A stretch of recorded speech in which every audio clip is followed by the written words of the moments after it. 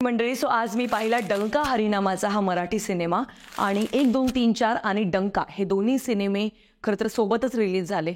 Of course आता हे सोबत का रिलीज करतात याबद्दल वारंवार बोलून सुद्धा काहीच अर्थ नाही आहे असं मला वाटतं.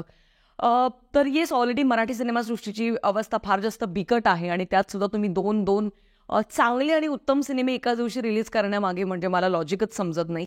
बट असो, आता सध्या आपण डंका हरिनामाचा या सिनेमाबद्दल जरा चर्चा करूया.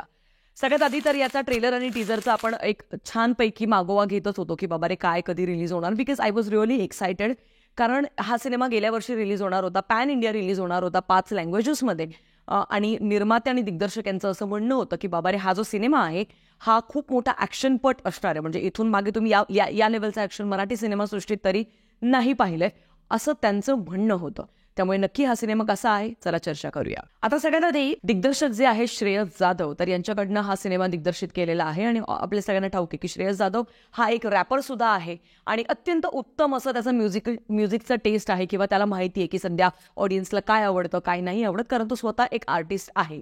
त्यामुळे संपूर्ण सिनेमामध्ये ना तुम्हाला काही लिटरली, आणि आय एम नॉट किडिंग, म्हणजे काही शॉट्स इतके लय भारी आणि टॉप नॉच आहेत ना. आता एक्झाम्पल द्यायचं झालं तर काही जे सीन्स आहेत जिथे विठुरायाची मूर्ती जेव्हा आपल्याला स्क्रीनवरती दिसते तेव्हा त्याच्याशी अवतीभोवती असणारं जे एक हाईप क्रिएट केले ते बघून खूप अंगावर शहारे येतात आणि ते तुम्हाला आवडतं. दुसरी महत्त्वाची गोष्ट की काही असे शॉट्स आहेत जिथे तुम्हाला जेन्युइनली असं वाटतं की यार कॅमेरा अँगल किंवा ज्यावेळेला गाड्या जात आहेत आणि ज्यावेळेला हॉटेलमधले काही सीन्स आहेत स्पेशली जिथे 1 ते 2 ठिकाणी लिटरली मला वनर्स त्यांनी शूट केलेले आहेत ते बघून खूप आनंद झाला की ठीक आहे, म्हणजे इम्प्रोव्हायझेशन खूप जास्त होत आहेत आणि मेहनत घेत आहेत ते बघून मला खूप भारी वाटलं. आता सगळ्यात महत्त्वाची गोष्ट की या सिनेमाचा जो प्लॉट आहे तो आपल्या सगळ्यांना ठाऊक होता की काही वर्षांपूर्वी एका गावातली, म्हणजे पुण्यातलं खरं तर एक गाव दाखवलं, एक छोटासा तालुका आहे. तर यातली जी विठुरायाची मूर्ती आहे तर ती स्वयंभू मूर्ती आहे आणि ती काही कारणास्तव चोरीला जाते. चोरीला गेल्यानंतर 15 वर्षांनंतर गावात म्हणजे तोपर्यंत गावातलं सगळं वैभव गेलेलं असतं आणि सगळा आनंद हरपलेला असतो. तरुणाई जी असते ती वाया गेलेली असते, टुकारपणा करत असते इकडे तिकडे वगैरे, अशा सगळ्या प्रकारचं स्वरूप आपल्याला दाखवलं जातं. आता याच्यानंतर काहीतरी असं होतं की जेणेकरून गावातली जी 2 ते 3 तरुण मंडळी आहेत, स्पेशली अनिकेत विश्वासराव, किरण गायकवाड आणि प्रियदर्शन, हे मुख्य भूमिकेत आपल्याला दिसत आहेत संपूर्ण सिनेमामध्ये. आणि हे निघतात आणि ते कशा पद्धतीने विठुरायांची मूर्तीला शोधतात आणि ते आणतात का, ह्या सगळ्या गोष्टींचा हा प्रवास आहे. आता ही झाली एक ओव्हरऑल पटकथा. आता सगळ्यात महत्त्वाची गोष्ट की या सिनेमाच्या कुठल्या गोष्टी चांगल्या आहेत आणि कुठल्या वाईट आहेत. वाईट म्हणण्यापेक्षा कुठल्या गोष्टींची तक्रार आहे त्याबद्दल आपण चर्चा करणार आहोत. सगळ्यात आधी पॉझिटिव्ह ॲस्पेक्ट्सबद्दल चर्चा करूया. सगळ्यात महत्त्वाचं तर या सिनेमाचं बॅकग्राऊंड म्युझिक हे लय तोडफोड आहे.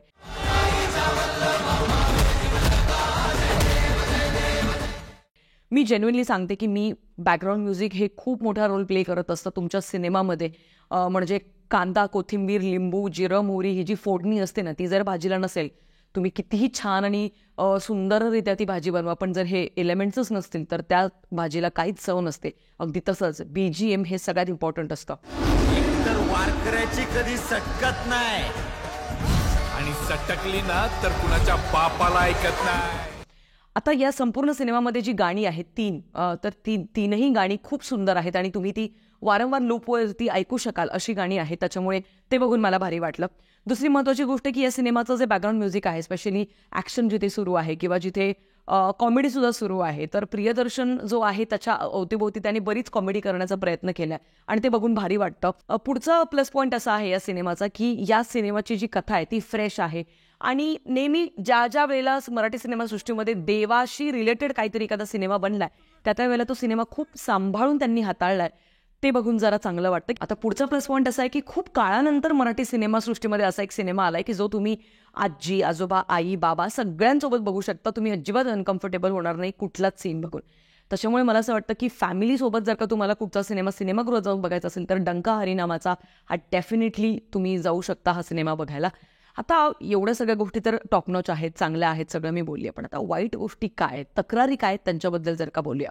सगळ्यात पहिली गोष्ट, हा सिनेमा तुम्ही असं म्हणत होतात की ॲक्शनपट आहे आणि ॲक्शन तुम्ही असं कुठेच पाहिलेलं नाही आहे, तर या अख्ख्या सिनेमामध्ये ॲक्शन लिटरली फक्त 3 ते 4% आहे. म्हणजे जी मस्करी केली आपल्या सगळ्यांसोबत तर ते मला अजिबात नाही आवडलं. मग तुम्ही असं म्हणून या सिनेमाला प्रमोटच करू नका की हा सिनेमा खूप मोठा ॲक्शनपट आहे.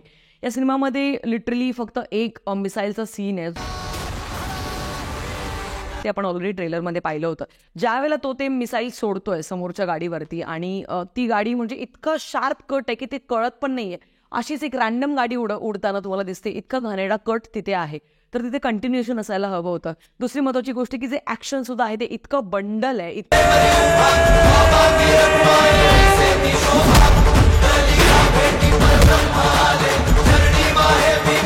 की मजबूत तुमचा अपेक्षाभंग तिथे होतो. हा सिनेमा तुम्ही निव्वळ एक फॅमिली सोबत बघण्यासाठीच एक एंटरटेनमेंटचे 2 ते 2.5 तास तुमचे चांगले उत्तम जातील आणि विठुरायाची आठवण तुमच्या मनात तितकीच ताजी राहील आणि तुम्ही त्याचं नामस्मरण विठुरायाचं जरूर कराल. तर त्या कारणासाठी तुम्ही हा सिनेमा बघायला जाऊ शकता. पुढची आणि शेवटची तक्रार अशी या सिनेमाला घेऊन की ज्या वेळेला हे 3 जण गावातून विठुरायाची मूर्ती शोधायला जात आहेत त्या मिशनवरती, त्यावेळेला यार इतकं सगळं इझी, म्हणजे लिटरली त्यांच्या समोर असं वाढून ठेवलेलं असतं. त्यांना फक्त पिक करायचं, ओके म्हणजे इथून असं झालं, तिथून अच्छा इथे मूर्ती आहे. सो तो बिल्डअप करायला पाहिजे होता त्यांनी. तो पूर्ण प्रवास व्यवस्थित दाखवायला पाहिजे होता की त्यांनी किती मेहनत घेतली, कसं प्लॅन केलंय, कसं शोधलंय. कारण 15 वर्षांपूर्वी चोरीला गेलेली मूर्ती तुमची वेगवेगळ्या देशांमध्ये फिरतेय.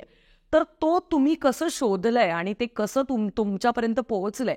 लिटरली फक्त एक नवीन कॅरेक्टर येतं आणि ती सगळी स्टोरी सांगते आणि मग त्या सगळ्या गोष्टी होतात. But still I would say की हा सिनेमा वन टाइम वॉच जरूर आहे. बाकी एक फनी गोष्ट आहे या सिनेमामध्ये की जर तुम्ही नागार्जुनचा एक फनी सिक्वेन्स पाहिला असेल, तुम क्या ही जानते हो मेरे बारे में, मेरे घरवालों के बारे में, मुझे जानना भी नहीं है. तेरी जबान बहुत चलती है सूर्या, हाथ ज्यादा चलता है. मेरी पावर को मत भूल तू, मुझे याद रखने की जरूरत नहीं, मारा जाएगा अपनी सोच. हे अशा प्रकारचं जे आपण पाहिलं असेल एकदम फास्ट पेसमध्ये साऊथ इंडियन फिल्म्समध्ये, तर बेसिकली ते आपल्याला या सिनेमामध्ये तिथे जो मुख्य विलन आहे त्याच्यामध्ये आणि जो पोलीस ऑफिसर आहे त्याच्यामध्ये दाखवण्यात आलाय. आणि ते लिटरली बघून ना खूप हसायला येतं. म्हणजे ते सार्कॅझममध्ये दाखवलं असेल तर बाबा हसायला आलंय, पण जर तुम्ही ते सिरियसली दाखवायचा प्रयत्न केला असेल, एक साऊथची कॉपी करण्याचा प्रयत्न करत, तर नाही, पूर्णतः फसलाय तो प्रयत्न. बाकी yes, still I would say की मी 3 स्टार्स देईन या सिनेमाला आउट ऑफ 5.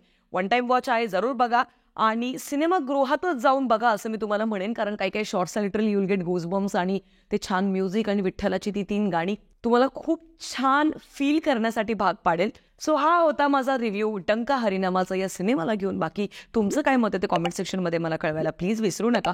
भेटूया पुढच्या व्हिडिओमध्ये. तोपर्यंत काळजी घ्या. Peace out.